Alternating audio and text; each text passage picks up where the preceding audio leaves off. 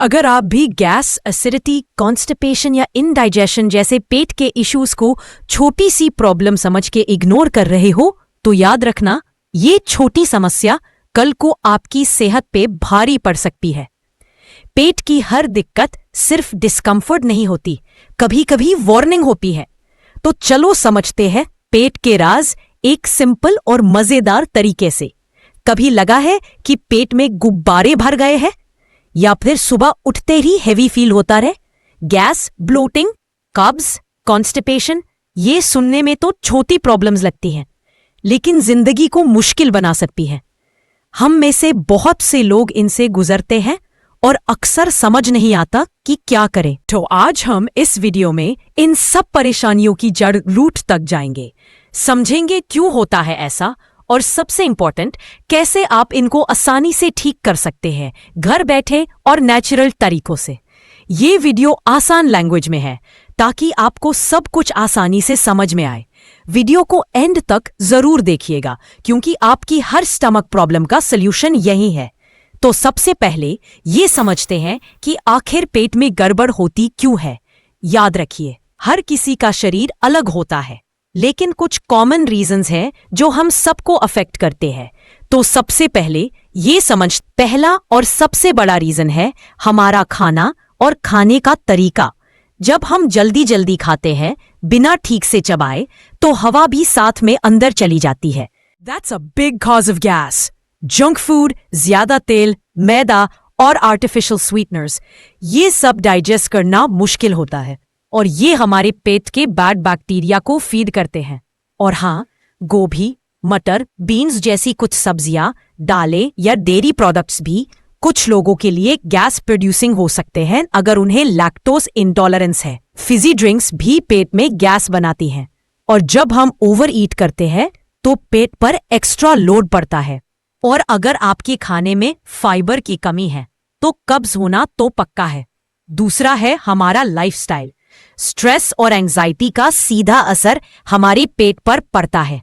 हमारा गट और brain connected है। अगर हमारा शरीर एक्टिव नहीं है तो डाइजेशन भी स्लो हो जाता है। पानी की कमी, डिहाइड्रेशन, ये भी कब्ज का बहुत बड़ा रीजन है। और नींद पूरी ना होना भी हमारे डाइजेस्टिव रिदम्स को डिस्टर्ब करता है। चलो बात करते हैं सॉल्यूशंस की।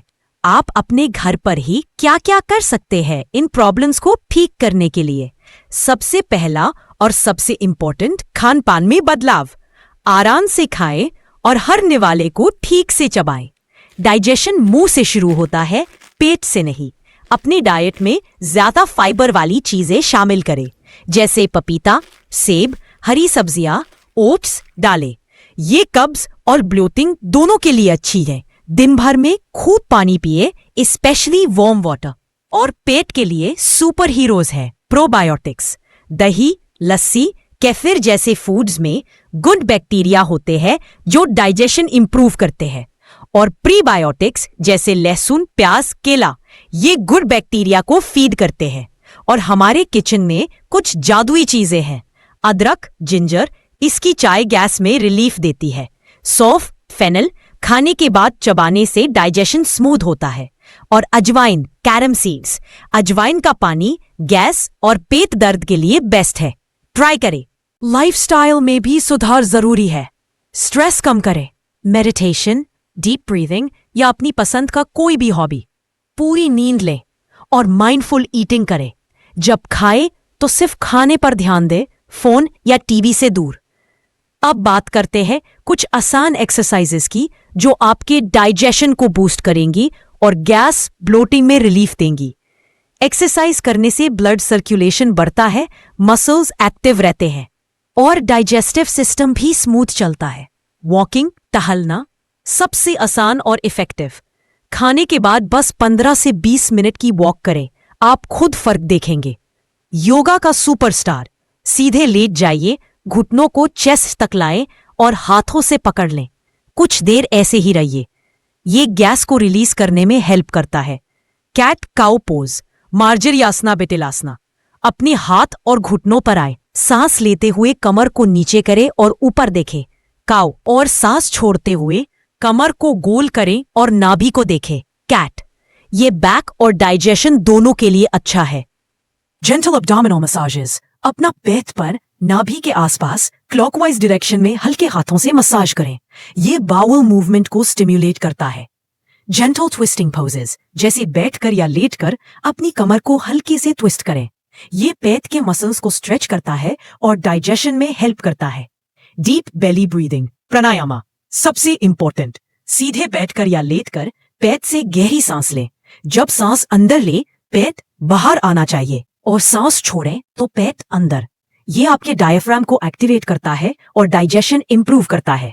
हमने आपको कुछ बेहतरीन घरेलू उपचार बताए हैं, लेकिन कब डॉक्टर के पास जाना जरूरी है? अगर आपको सीवियर लगातार दर्द है, बिना वजह वेट लॉस हो रहा है, स्टूल में ब्लड आ रहा है, क्रॉनिक डायरिया या कॉन्स्टिपेशन है जो ठीक नहीं हो रही, या खाना निगलने में परेशानी हो रही है, तो तुरंत डॉक्टर से मिले।